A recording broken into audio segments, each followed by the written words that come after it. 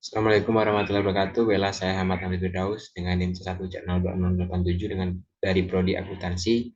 Pada mata kuliah akuntansi syariah kali ini saya akan menyampaikan materi mengenai akad musyarakah.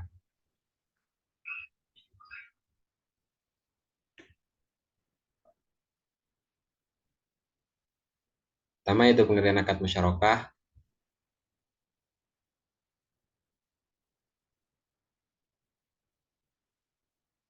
Secara bahasa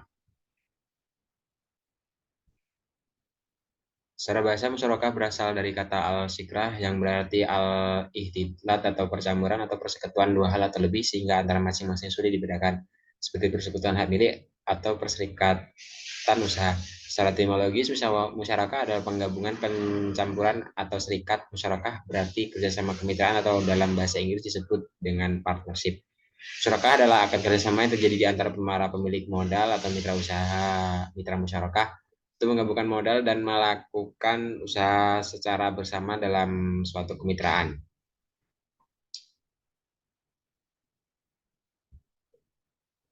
Jenis akad musyarakah yang pertama ada sikra al-amlak, yaitu ibarat dua orang atau lebih memiliki suatu benda kepada yang lain tanpa ada akad sikrah. Kedua ada sikra al-uqud, yaitu dapat dianggap sebagai kemitraan sesungguhnya karena para pihak yang bersangkutan secara sukarela berkeinginan untuk membuat suatu perjanjian investasi bersama dan berbagi untuk resikonya. Dasar syariah akad musyarakah yang pertama ada Al-Quran, yaitu terdapat dan sesungguhnya kebanyakan dari orang-orang yang berserikat itu sebagian mereka berbuat zalim kepada sebagian yang kecil, kecuali orang-orang yang beriman dan mengerjakan amal soleh, yaitu surat Sa'ad ayat 24. Kedua hadis, dalam hadis dinyatakan sebagai berikut dari Abu Hurairah, ia berkata Rasulullah SAW, Allah berfirman, aku adalah pihak ketiga dari dua orang yang sedang berserikat selama salah satu dari keduanya tidak berkhianat terhadap saudaranya atau temannya. Apabila di antara mereka ada yang berkhianat, maka aku akan keluar dari mereka. Hadis riwayat Abu Daud Ijma. Ibnu Qudamah dalam kitabnya Al-Mughni yang dikutip Muhammad Syafi'i Antonio dalam bukunya Bank Syariah dan di teori ke praktik telah berkata. Kemudian muslimin telah berkonsensus terhadap legitimasi musyarakah secara global walaupun terdapat perbedaan dalam beberapa elemen. Penerapan akad nisbah dalam musyarakah. Nisbah dapat ditentukan melalui dua cara. Yang pertama yaitu pembagian keuntungan proporsional sesuai modal. Dengan cara ini keuntungan harus dibagi antara para mitra secara proporsional sesuai dengan modal yang disetorkan. Tanpa memandang apakah jumlah pekerjaan dilaksanakan oleh para mitra sama ataupun tidak sama. Kedua, ada pembagian keuntungan tidak proporsional dengan modal. Dengan cara ini, dalam penentuan nisbah yang dipertimbangkan bukan hanya modal yang disetorkan, tetapi tanggung jawab, pengalaman, kompetensi, atau waktu kerja yang lebih panjang.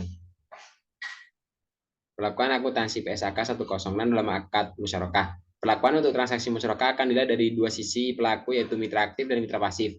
Yang dimaksud dengan mitra aktif adalah pihak yang mengelola usaha musyarakah, baik mengelola sendiri ataupun menunjuk pihak lain untuk mengelola atas namanya.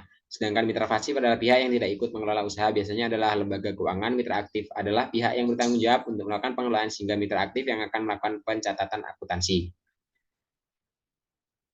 Ilustrasi pembiayaan masyarakat kas permanen. Pembiayaan masyarakat dapat diberikan dalam bentuk kas, tara kas, atau aktiva non kas, termasuk aktiva tidak berwujud. Pembiayaan dalam bentuk kas dinilai sebesar jumlah yang dibayarkan. Transaksi pertama, disepakati pembayaran masyarakat antara Bank Muslim Syariah dengan PT Prayoga. Jumlah pembiayaan yang disalurkan oleh Bank Muslim Syariah sebesar 100 juta rupiah untuk pembangunan proyek rumah tipe 120. Dan yang dimiliki oleh PT Prayoga sebesar 150 juta. Proyek dilaksanakan 3 bulan sama dengan jumlah waktu akad musyarakah. Nisbah bagi hasil yang disepakati adalah 40-60 masing-masing untuk Bank Muslim Syariah dan PT Prayoga dengan kesepakatan profil sharing. Porsi keuntungan disepakati untuk Bank Muslim yaitu 40%. Kesepakatan bagian keuntungan adalah profit sharing sehingga perhitungan bagi hasilnya tidak memperhitungkan biaya-biaya produksi. Dengan demikian keuntungan yang menjadi bagian Bank Muslim Syariah adalah sebesar 16 juta atau 40% dari 40% dikali 40 juta rupiah. Demikianlah presentasi dari saya. Mohon maaf atas kesalahan. Saya Iri wabillahi taufiq wal hidayah. Wassalamualaikum warahmatullahi wabarakatuh.